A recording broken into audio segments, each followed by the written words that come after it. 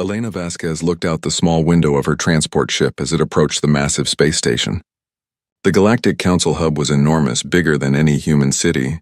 It spun slowly in the darkness of space, its metal surface covered with lights that twinkled like stars.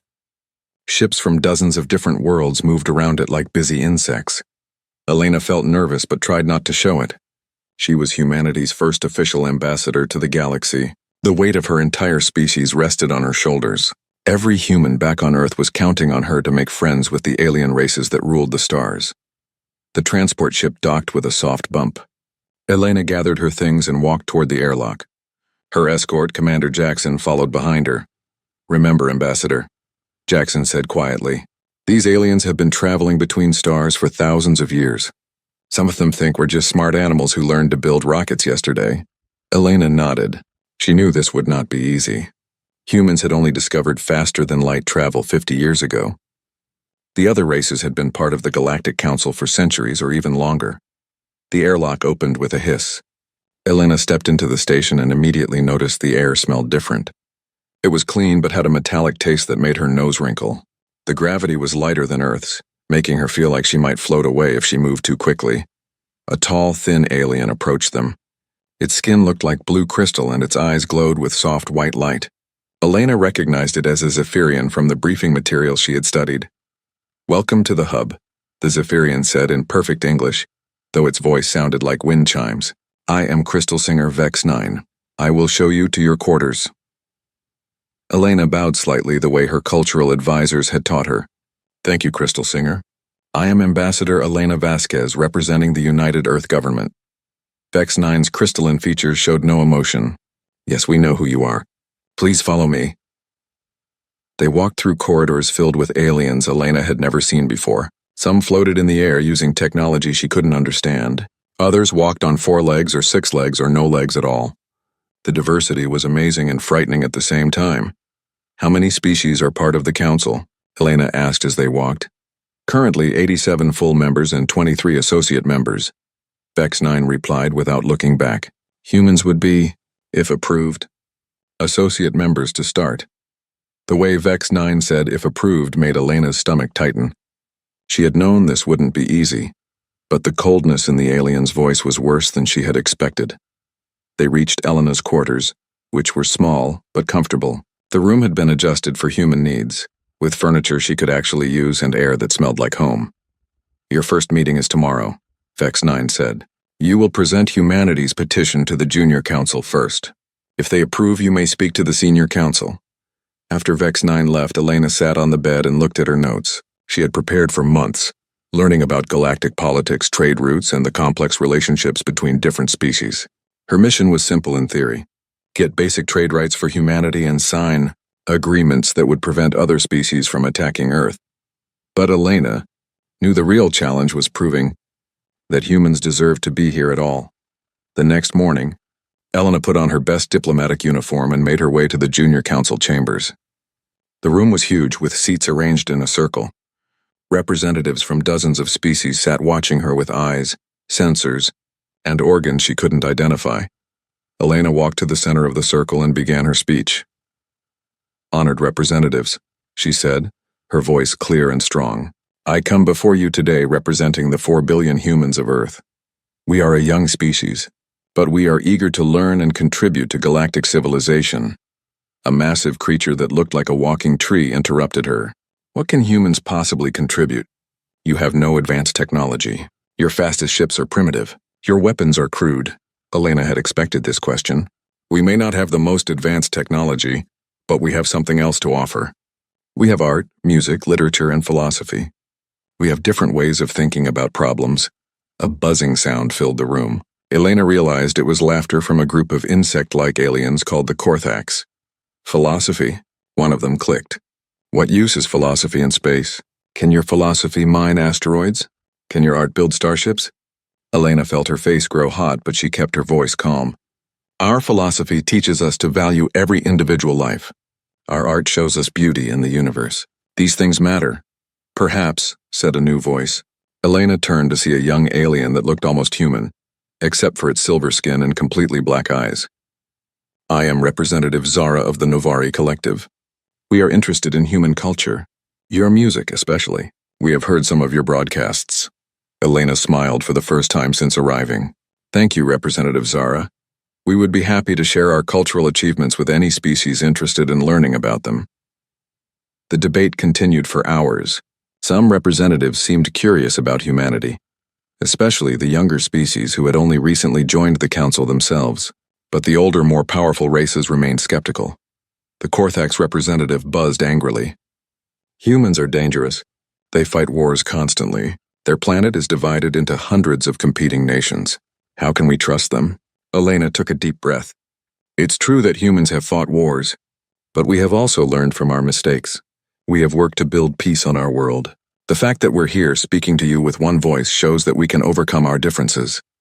An ancient-looking alien with tentacles for arms spoke up. Elena recognized it as a member of the Veil Consortium, one of the oldest and most powerful groups in the galaxy.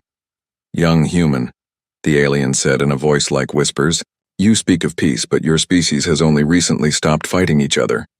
What happens when you disagree with us? Will you try to solve it with violence as you have always done? Elena met the alien's gaze steadily. Elder, we believe that talking is always better than fighting. That's why I'm here instead of a general or an admiral. We want to solve problems with words, not weapons. The session ended without a decision. Elena was told the junior council would discuss her petition and give their answer in a few days. As she left the chamber, Representative Zara approached her. Ambassador Vasquez, Zara said quietly. You did well today. Many of us younger species remember what it was like to be new to the galaxy. The older races, they forget that they were once like you. Elena smiled. Thank you. That gives me hope. Be careful, though, Zara warned. Not everyone wants humanity to succeed. Some see you as a threat to their power. Elena nodded. She had suspected as much. But she was here to build bridges, not to fight battles. She would continue trying to show the galaxy that humans could be trusted partners in the vast community of space. That night, Elena sent a message back to Earth, reporting on her first day. She was careful to sound optimistic even though she knew the challenges ahead were enormous. Millions of humans were counting on her, and she would not let them down. Outside her window, the stars shone brightly, holding secrets and wonders that humanity was only beginning to discover. 3 weeks had passed since Elena's first meeting with the Junior Council. The debates had been long and difficult, but slowly, she was making progress. Several younger species had begun supporting humanity's petition for associate membership in the Galactic Council. Elena sat in her quarters, reviewing her notes for tomorrow's crucial vote. The Junior Council would finally decide whether to recommend humanity to the Senior Council. If they said yes, it would be the first real step toward making Earth part of the galactic community.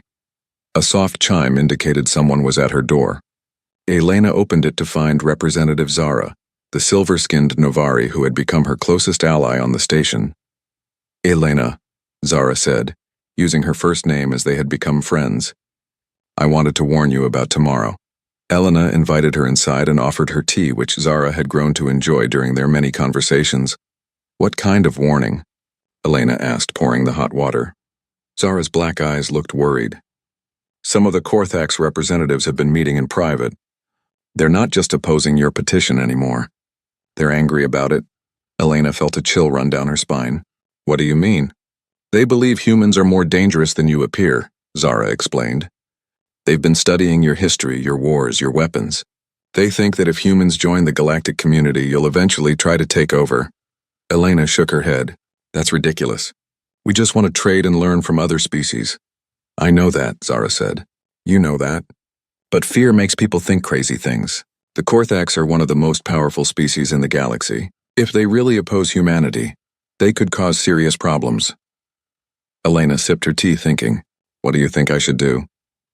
Be extra careful tomorrow, Zara said. Maybe have Commander Jackson attend the meeting with you. Elena considered this, then shook her head. No. If I bring military protection to a diplomatic meeting, it will only prove their point about humans being violent. I have to trust that civilized beings will act in a civilized way. Zara looked like she wanted to argue, but she respected Elena's decision. After she left, Elena tried to sleep, but worry kept her awake. She thought about her family back on Earth, her husband Michael, her 3 children, her elderly parents. She had volunteered for this mission knowing it was dangerous, but she believed it was worth the risk. The next morning, Elena dressed carefully in her formal diplomatic robes. They were deep blue with silver trim, representing Earth's oceans and moon. She had worn them to every important meeting, and they had become a symbol of humanity's peaceful intentions. The junior council chamber was packed. Representatives from all the member species had come to witness the historic vote. Elena noticed more Korthax than usual in attendance. Their insect-like forms clustered together in one section. Crystal Singer Vex 9 called the session to order. Today we vote on the petition of the human species for associate membership in the Galactic Council. Elena was given one final chance to speak before the vote. She stood in the center of the chamber looking around at the diverse faces watching her. Honored representatives, she began. 3 weeks ago, I came here as a stranger from a distant world. Today I hope I can call many of you friends. Humanity doesn't ask to join this council because we think we're special. We ask because we believe that all intelligent species are stronger when they work together. She paused, gathering her thoughts for the words that might determine humanity's future. We know we're young. We know we've made mistakes. But we're here because we want to learn from species who have traveled the stars longer than we have. We want to contribute to the peace and prosperity of the galaxy. Elena looked directly at the Korthax section. Some of you fear that humans are too violent, too dangerous. I understand that fear. But I ask you to judge us not by our past, but by our potential. Give us a chance to prove that we can be good neighbors and trusted allies. She was about to continue when she noticed something strange. One of the Korthax representatives was holding a small device that Elena didn't recognize. It was glowing with a pale green light, and the alien was pointing it directly at her. Elena opened her mouth to ask what the device was, but no words came out. Instead, she felt a terrible pain shoot through her head. It was like someone had set fire to her brain. She collapsed to the floor, her body convulsing. Through the agony, she could hear shouts and screams from around the chamber. Someone was calling for medical help. Someone else was yelling about security. Elena tried to speak, tried to move, but her body wouldn't obey her commands. The pain in her head grew worse, and she could feel her thoughts becoming confused and scattered. As darkness began to close in around her vision, Elena saw Representative Zara kneeling beside her, tears streaming down her silver face. "Elena," Zara was saying. "Stay with us. The medics are coming." But Elena could barely hear her anymore. The pain was fading, but so was everything else. Her last thought was of her family back on Earth, and how she had failed them. The chamber erupted into chaos as Elena's body went still. The Korthax representative who had held the device was quickly surrounded by security forces, but he made no attempt to escape. Instead, he stood calmly, his compound eyes showing no emotion. She was a threat to galactic stability. He buzzed in the Korthax language. Humanity must be contained before it's too late. The device he had used was a neural disruptor, a weapon banned by galactic law for over 1,000 years. It attacked the brain directly, causing a painful death that left no physical marks on the body. As Elena's body was carried away, the chamber fell silent. Representatives from dozens of species stared at the empty space where humanity's ambassador had just given her final speech. Crystal Singer. Vex 9's crystalline features showed something Elena had never seen before, genuine emotion. "This session is suspended," Vex 9 announced, her wind chime voice shaking. "We will investigate this attack and bring the perpetrators to justice." But many in the chamber wondered if justice would be enough. For the first time in decades, violence had come to the peaceful halls of the Galactic Council. An ambassador under diplomatic protection had been murdered in cold blood. Representative Zara looked down at the spot where Elena had fallen.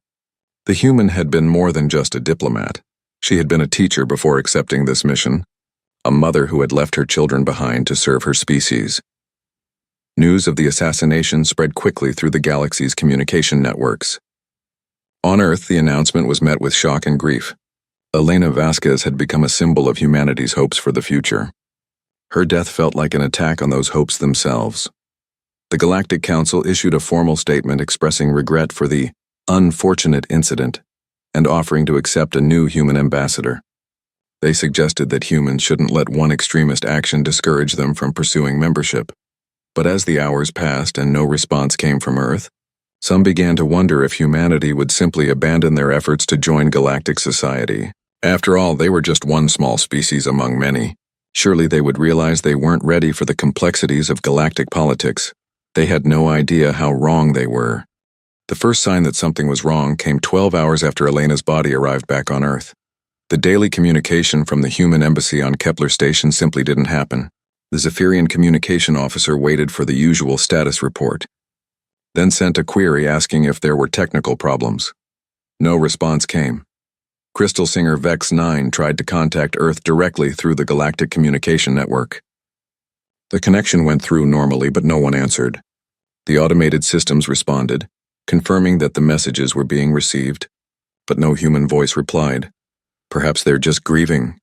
Vex 9 told the emergency council meeting that had been called to discuss the situation. Humans seem to form strong emotional bonds. They may need time to process their loss. Representative Zara shook her silver head. She had spent more time with humans than anyone else in the chamber, and she understood them better than most. You don't know them like I do, she said. Humans don't go silent when they're sad. They get louder. They demand answers. They want justice. This silence, this is something else. The second sign came 24 hours later. Every human ship in known space began moving. Not quickly, not in panic, but with calm, organized precision. Merchant vessels finished their current business and then departed for human space. Research ships ended their missions early and headed home. Even human tourists cut their trips short and booked passage back to Earth. The Galactic Trade Commission noticed it first. Human traders had become surprisingly important to several trade routes in just the 50 years since they'd discovered faster-than-light travel. They carried goods that other species couldn't or wouldn't transport, often to dangerous or remote locations. They're all leaving, reported Trade Commissioner Vex 7, Crystal Singer Vex 9's cousin. Every human ship in our database is returning to human space or Earth. All of them? Vex 9 asked, her crystalline features flickering with concern. All of them, even the ones under long-term contracts. They're paying breach of contract fees and leaving anyway.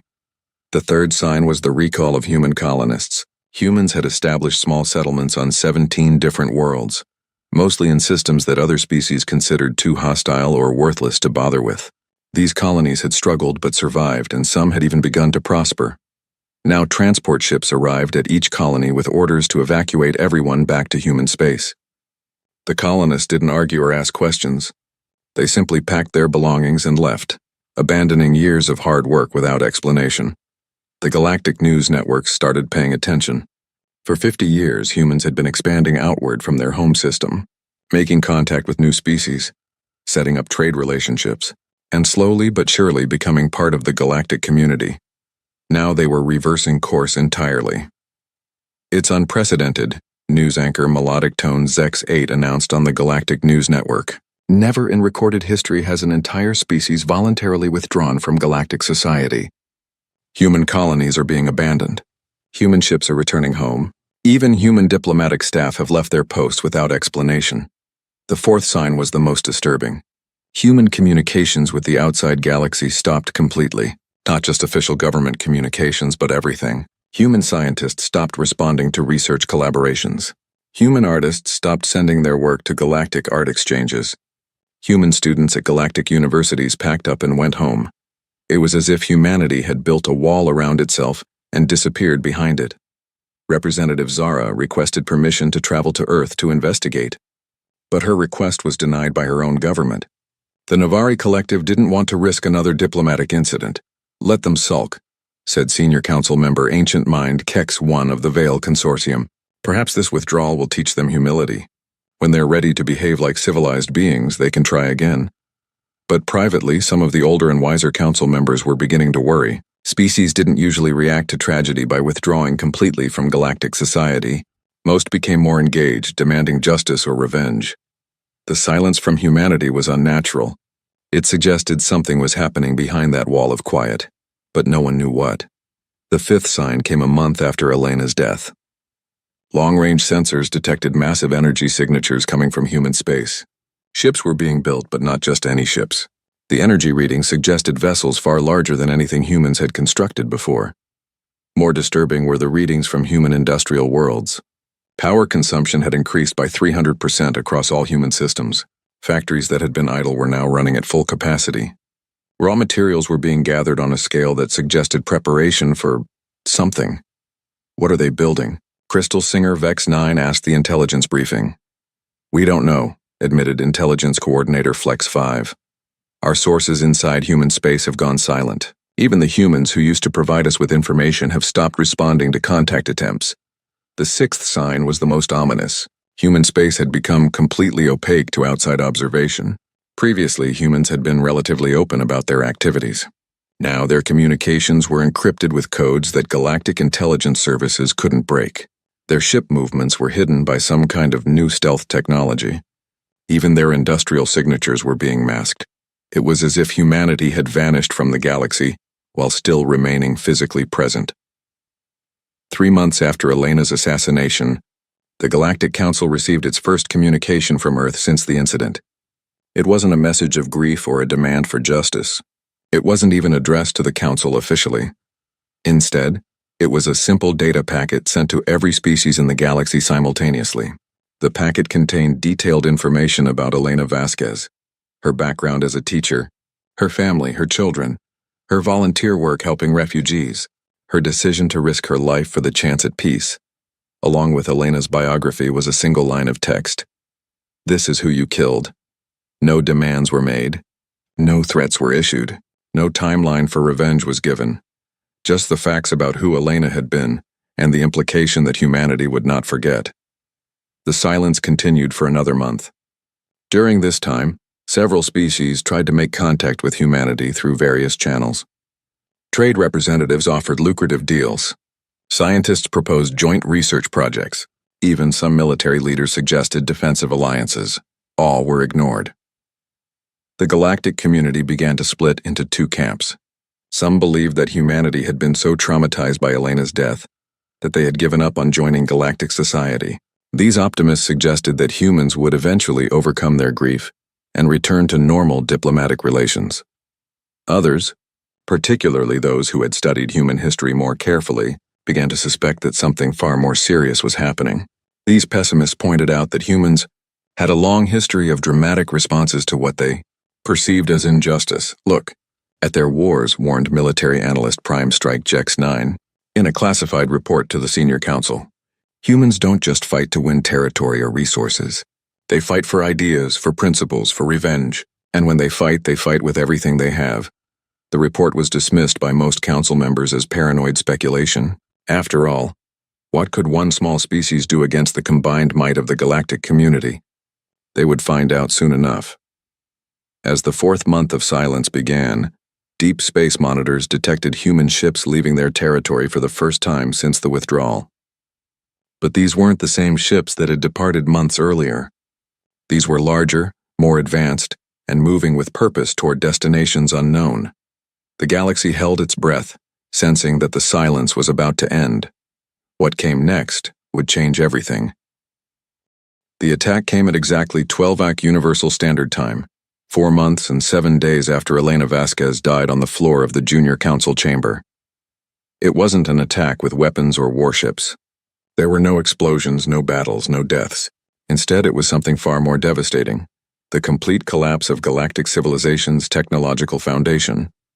Dr. Healing Touch. WEX-4 was performing surgery on a Novari patient when her medical equipment suddenly went dark. The life support systems stopped working. The surgical laser shut down. The patient monitoring displays went blank. What's happening? She called to her assistant, but the assistant was staring at his own equipment in confusion. Everything with human components just stopped working, the assistant said. Across the galaxy, the same thing was happening. On mining stations, human-designed extraction equipment ground to a halt. On cargo ships, human-built navigation systems went offline. In research laboratories, human-created instruments stopped responding to commands. For 50 years, humans had been quietly integrating their technology into galactic systems. They had become particularly valuable because human equipment was reliable, efficient, and surprisingly advanced despite humanity's recent arrival on the galactic stage. Now, all of it was useless. The first reports came from hospitals. Medical devices that had kept patients alive for years suddenly failed. Emergency backup systems that relied on human components couldn't activate. Doctors found themselves trying to treat patients with primitive tools, while their advanced equipment sat dead and silent. Then came reports from the transportation networks. Cargo ships found themselves stranded in deep space when their human-built engines refused to start. Passenger liners had to make emergency landings when their navigation computers shut down. Even space stations began experiencing life support problems as human-designed air recycling systems stopped working. The economic impact was immediate and catastrophic.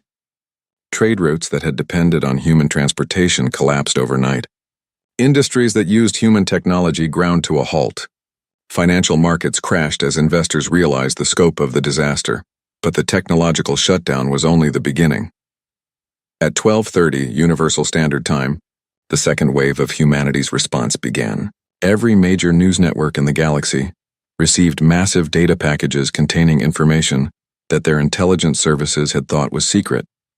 The packages contained evidence of corruption, war crimes, and illegal activities by government officials across dozens of species, bank records showing massive fraud, communications proving that several council members had been taking bribes, military documents revealing illegal weapons testing and secret invasions of neutral worlds. The information was detailed, accurate, and devastating. Within hours, governments were falling as their citizens learned what their leaders had been doing in secret. On the Zephyrian homeworld, Crystal Singer Prime Vex 1 resigned in disgrace after records showed he had been selling military secrets to the Korthax. The entire Zephyrian government collapsed, triggering riots in their major cities. The Korthax hegemony fared even worse. Evidence emerged that their leadership had been planning to expand their territory by force, using manufactured pretexts to justify invasions. Several hive clusters revolted against their queens, leading to civil war across multiple systems. Even the ancient Veil Consortium wasn't spared. Documents proved that they had been manipulating galactic markets for centuries, artificially creating shortages and surpluses to increase their profits. Their economic empire began crumbling as their trade partners canceled contracts and demanded reparations. Crystal Singer, Vex 9, watched the chaos from her office on the Galactic Council hub. Reports of governmental collapse and economic disaster poured in from across the galaxy. The council chamber itself was nearly empty. Most representatives had been recalled to deal with crises on their homeworlds. How did they get all this information? Vex 9 asked Intelligence Coordinator Flex 5. Flex 5's usual confidence was gone. We're still investigating, but it appears humans have been conducting intelligence operations for decades. We never detected them because we didn't think they were advanced enough to pose a threat. Decades? Vex 9's crystalline features flickered with shock. They've been spying on us since they first made contact? It's worse than that, Flex 5 admitted. The data suggests they were monitoring our communications before they even revealed themselves to us. They may have been watching us for much longer than anyone realized.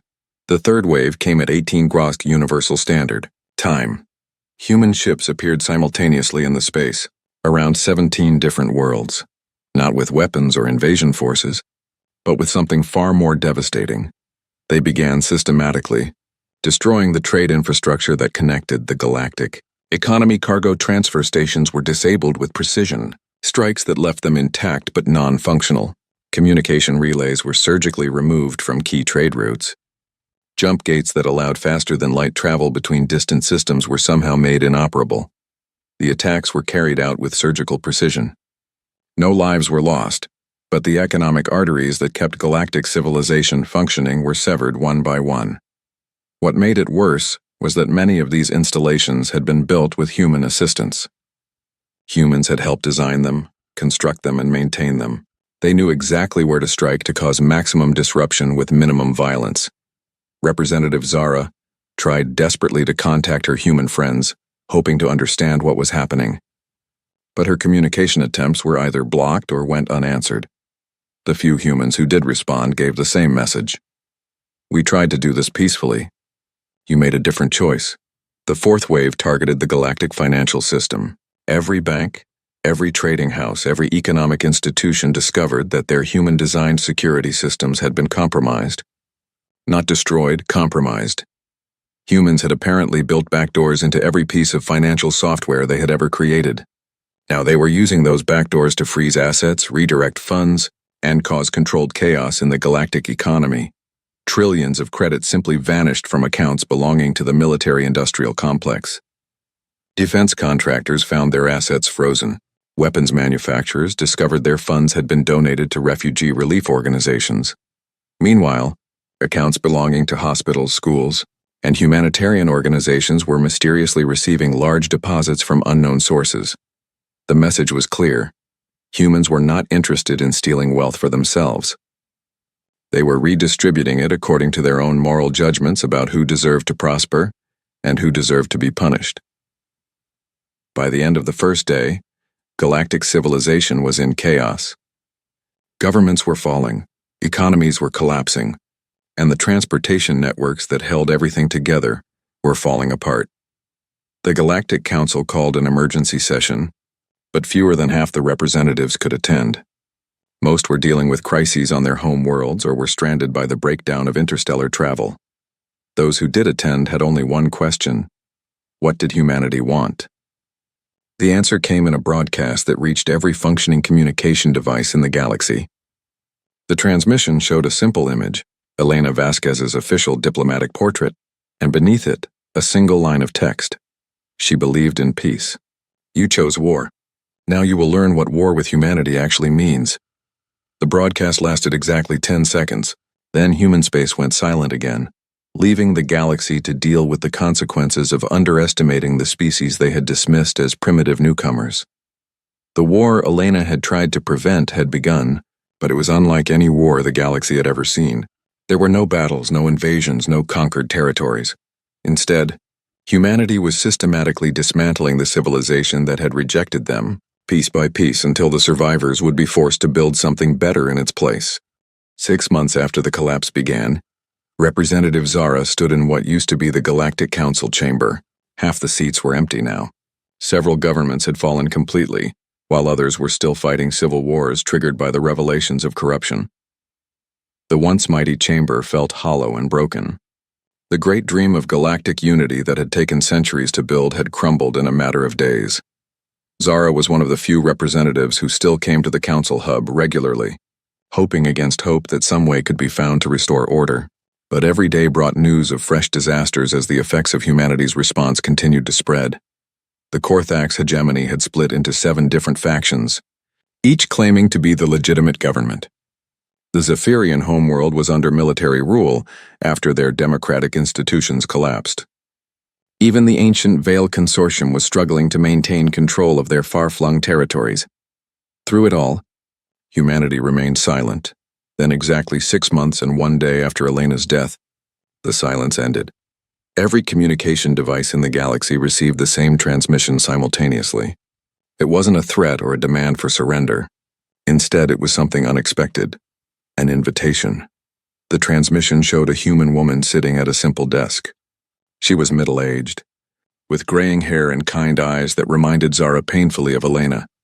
Behind her was a flag that Zara recognized as belonging to the United Earth government. "My name is Sarah Chen," the woman said in a calm, clear voice. "I am the director of Earth's Department of Galactic Affairs. I am broadcasting this message to every sentient being in the galaxy."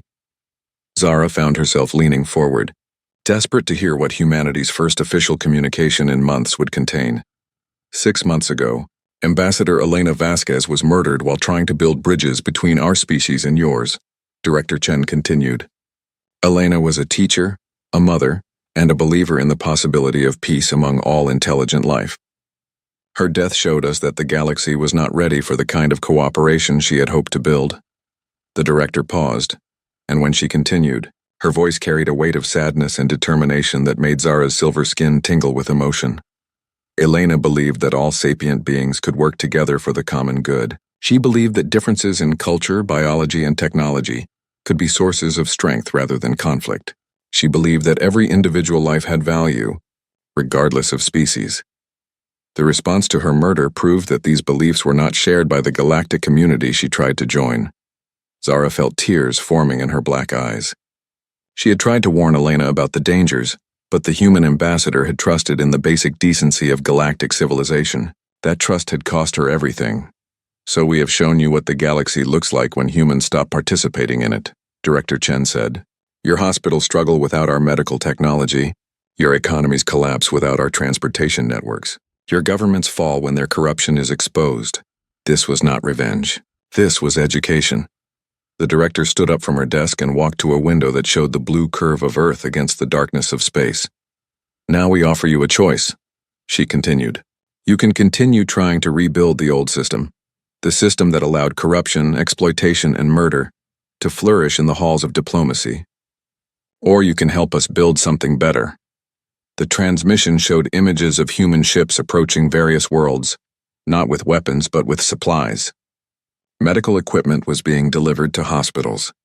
Food was being transported to refugee camps. Construction materials were being provided to worlds struggling to rebuild their infrastructure.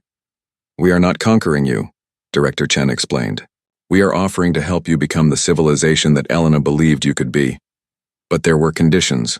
The first condition was justice. The Korthax individuals responsible for Elena's assassination would be surrendered to human custody for trial. Any government or organization that harbored them would be cut off from all human assistance. The second condition was transparency. Any species that wanted to receive human aid would have to open their government records to international inspection. Corruption would not be tolerated. War crimes would be prosecuted. The kind of secret deals and hidden agendas that had dominated galactic politics for centuries would end. The third condition was the most revolutionary: individual rights. Every sapient being, regardless of species, would have certain fundamental protections: the right to life, to freedom of thought, to protection from arbitrary government action. The hive mind species, like the Korthax, could maintain their collective decision-making, but individual members who chose to leave would be protected. These are not negotiable demands, Director Chen said firmly. They are the minimum standards for a civilization that Elena would have been proud to join. The transmission ended with an image that brought fresh tears to Zara's eyes. It was a recording from Elena's final speech to the Junior Council, showing her talking about the potential for cooperation between species.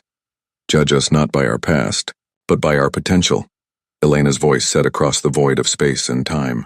Give us a chance to prove that we can be good neighbors and trusted allies. The final words appeared as text on every screen in the galaxy. Elena Vasquez believed in you. Now prove her right. The response was swift and dramatic. Within hours, several younger species announced their intention to accept humanity's conditions. The Novari Collective was among the first, with Representative Zara personally delivering her government's formal agreement to the human terms. Some of the older, more established powers tried to resist. The remaining Zephyrian leadership declared that they would never submit to human judgment. Several Korthax factions announced their intention to form a military alliance against humanity, but their defiance collapsed within days. The species that had accepted humanity's offer began receiving advanced medical technology, clean energy systems, and educational resources that made them more prosperous than they had ever been before. Meanwhile, those who resisted found themselves increasingly isolated. Their own populations began demanding to know why their leaders were choosing pride over prosperity, corruption over cooperation. The transformation was remarkably swift. Within a year, a new galactic confederation had formed based on the principles Elena had died trying to promote. The old council chamber was replaced with a more open forum, where every voice could be heard. Representatives no longer met in secret to make deals that enriched themselves at the expense of their people. Instead, all deliberations were broadcast live, and citizens of every member species could observe and comment on their government's actions. The hive mind species found ways to adapt to the new individual rights requirements. The Korthax developed protocols that allowed individual members to maintain their connection to the collective, while still preserving their right to independent thought and action. Most surprisingly, the quality of life across the galaxy improved dramatically. With corruption eliminated and resources distributed more fairly, poverty and disease began disappearing even on worlds that had struggled for centuries.